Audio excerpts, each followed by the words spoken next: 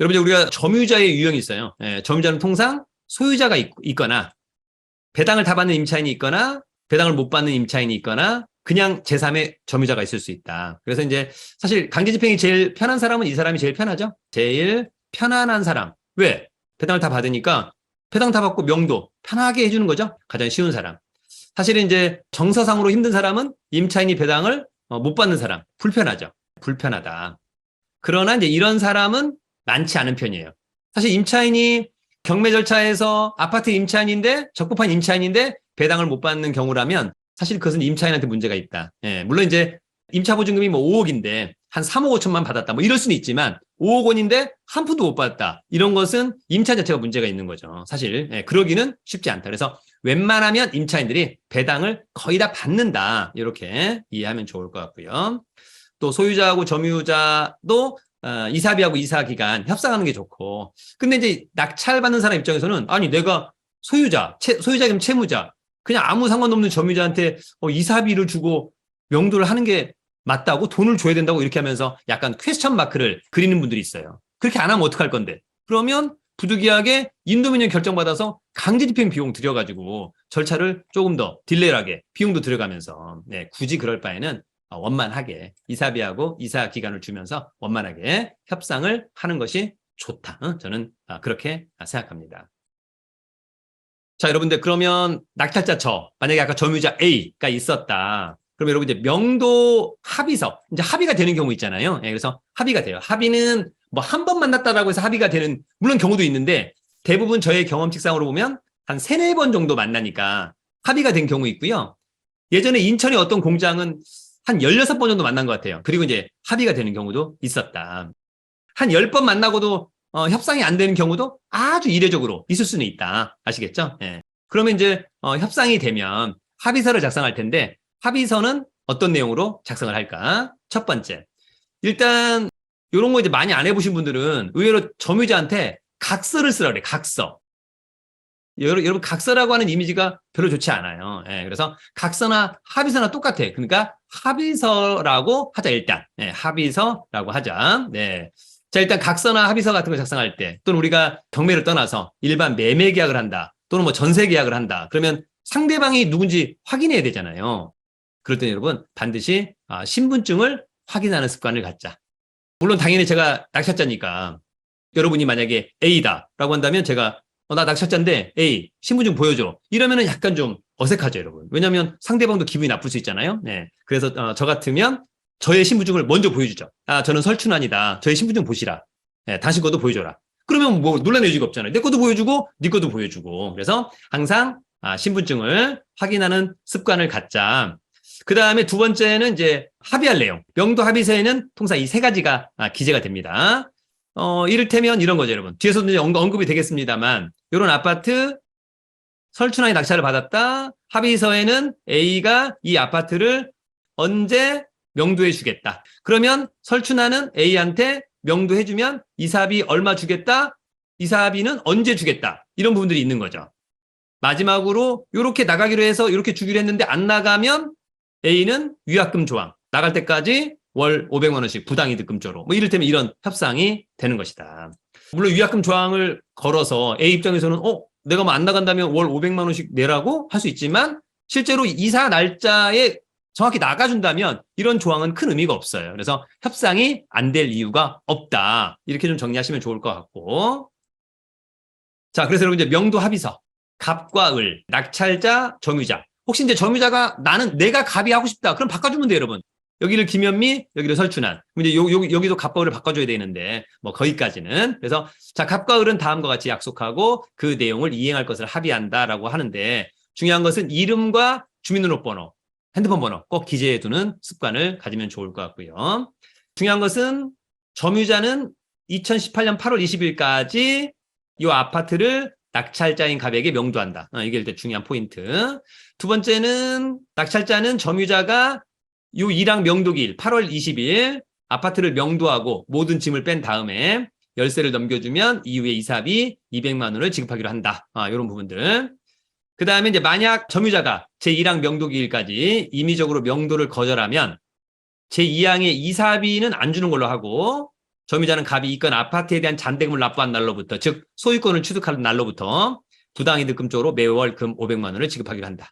그 다음에 이제 을은 갑의 인도명령 결정문 등에 수령 등에 협조하고, 다만 갑은 인도명령 결정 후에도 제1항 명도기일까지는 명도집행을 유보하기로 한다. 2018년 7월 20일 갑설춘한 김현미.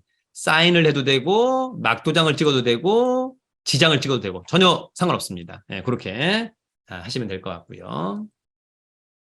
자, 그래서 이제 우리가 여러분 나중에 최악의 경우에 낙찰자가 아까 이제 A를 강제 집행하기 위해서는 누구한테 부탁을 해야 된다? 집행관. 그래서 집행관한테 내가 낙찰자고 저기 점유자가 있는데 점유자가 나한테 대항할 수 없는 사람인데 안 나간다. 강제로 집행을 해주세요.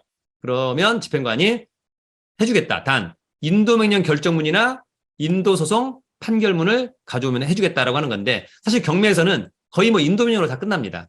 그래서 낙찰자가 낙찰을 받고 돈 내면 인도명령 신청할 수가 있는데, 인도명령 통상 한 달 정도면 결정이 납니다. 소송은 거의 1년 걸리는 거죠.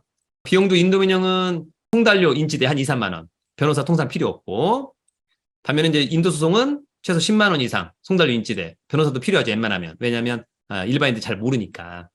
인도명령은 누구한테 신청할 수 있냐? 매수인, 낙찰자한테 대항할 수 없는 모든 점유자.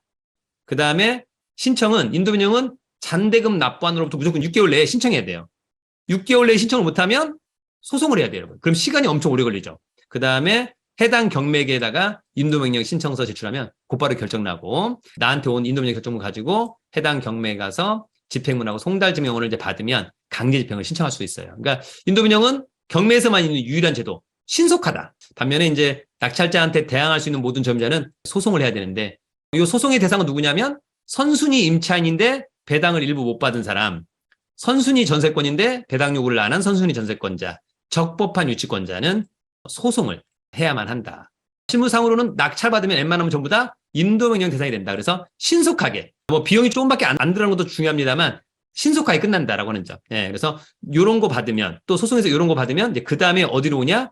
집행관 사무소에 와서 강제 집행을 신청을 한다. 이렇게 이해하시면 될 것 같습니다.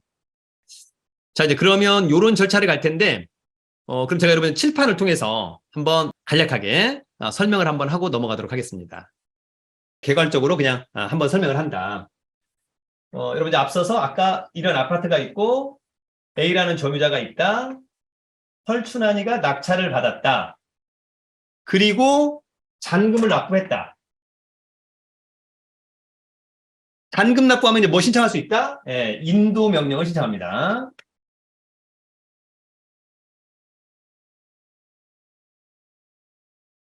어디다가? 해당 경매계에다가. 그러면 인도명령 신청하죠?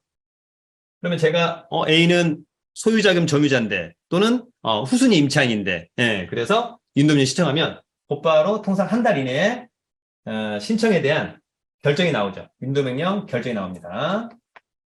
결정이 나오고요. 결정이 나오면 이제 결정문이 있겠죠? 네, 그러면 법원이 이 결정문을 A하고 그다음에 낙찰자 설춘환한테 뭐 해줍니까? 송달해주죠. 송달. 네, 송달을 해줍니다. 그러면 낙찰자 설춘환은 A도 송달된 거 나중에 확인할 수 있는데, 자기한테 온 인도명령 결정문을 가지고 해당 경매에 가서 이 결정문에다가 추가로 집행문이라고 하는 것과 송달 증명원이라고 하는 것을 발급받을 수 있어요. 네, 그래서 인도명령 결정문 가지고 집행문, 송달 증명원 받는다. 근데 이걸 가지고 어디로 합니까? 집행관 사무소. 집행관 사무소에 가서 뭐 합니까? 강제 집행 신청.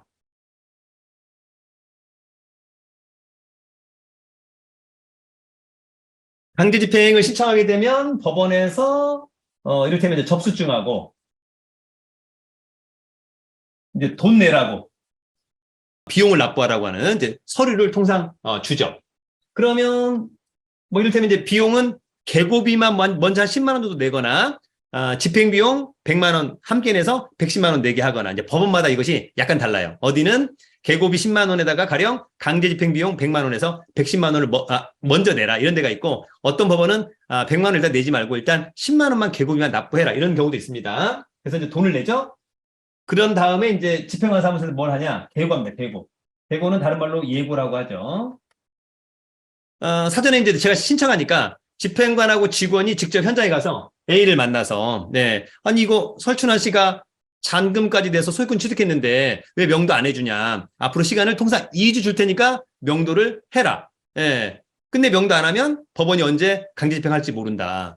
그다음에 나중에 비용도 네가 다 부담을 해야 된다. 이렇게 이제 약간 압박하는 계고. 네.